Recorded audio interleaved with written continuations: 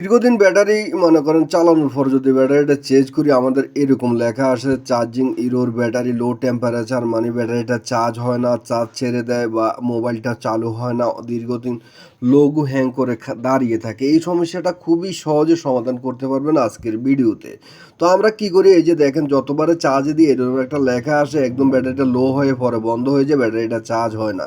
নতুন ব্যাটারি যতগুলাই লাগাবেন এই অবস্থায় হবে কারণ হচ্ছে আপনার সাইডের সাথে যে ব্যাটারিটা দেয় এই ব্যাটারির সাথে এই ব্যাটারির যে এই উপরের যে মুখটা আছে মুখের ভিতরে একটা আইসি থাকে বুঝছেন নি ওই আইসিটার সাথে এই এই আগের পরের যে ব্যাটারিটা আপনি কিনবেন এটার সাথে কোনো অ্যাডজাস্ট হয় না মানে হচ্ছে মানে কোম্পানি অ্যাডজাস্ট হয় না এই কারণে সমস্যাটা হয়। তো খুবই সিম্পল অনেক সহজে আপনি একটা কাজ করতে পারেন সেটা হচ্ছে নতুন ব্যাটারির যে মুখটা আছে মুখটা এইভাবে আপনি খুলবেন এই যে আমি দেখাচ্ছি আপনি এটা কীভাবে খুলবেন। তো সবগুলো মুখের কিন্তু দুইটা কানেকশান থাকে ভিতরে আপনি যদি সুন্দর মতো খুলতে পারেন এগুলো কিন্তু সহজ সিস্টেম। তো আমি আপনাদেরকে দেখাচ্ছি এটা কিভাবে করবেন। তো আমরা কিন্তু এটা অনেক যত্ন করে খুলতে হবে ভিতর থেকে একদম খুলে চলে আসলে কিন্তু রাঙের জ্বালাই হয় না অনেক সময় এগুলো অ্যালুমিনিয়ামের রাঙের জ্বালাইটা ধরে না। তো বন্ধুরা দেখতে পাচ্ছেন এখানে দুইটা লাইন বাইরে হচ্ছে একটা পজিটিভ একটা নেগেটিভ আর আমরা পুরান যে এই যে ব্যাটারির মাথাটা আছে এটা আমরা এখানে লাগাবো। তো ঠিক এটা যেরকম ওইটাও ঠিক একই রকম সেম এই দুইটানে দুইটা পা লাগাইয়া আমরা কি করব এখানে জ্বালাই করে দিব একদম সুন্দর সহজ সিস্টেম করে আমরা এখানে জ্বালাই করে দিব। নেগেটিভ পজিটিভ উল্টা ভাবটা দেখে জ্বালাই করবেন আবার উল্টা জ্বালাই করে ব্যাটারি নষ্ট করিয়েন না ঠিক আছে নি। এটা বুঝতে হবে কোনটা পজিটিভ কোনটা নেগেটিভ এটা বুঝে আপনাকে লাগাইতে হবে ঠিক আছে নি।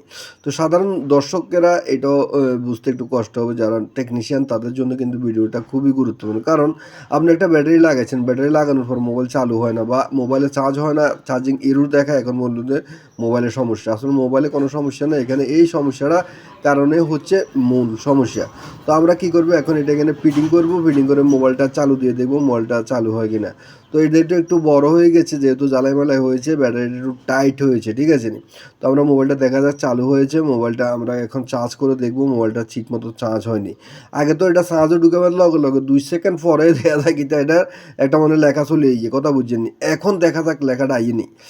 তো এখন দেখতে পাচ্ছেন আমি কিন্তু চার্জারটা ঢুকাইতে আছি এই যে চার্জারটা ঢুকাইলাম চার্জিং স্টার্ট।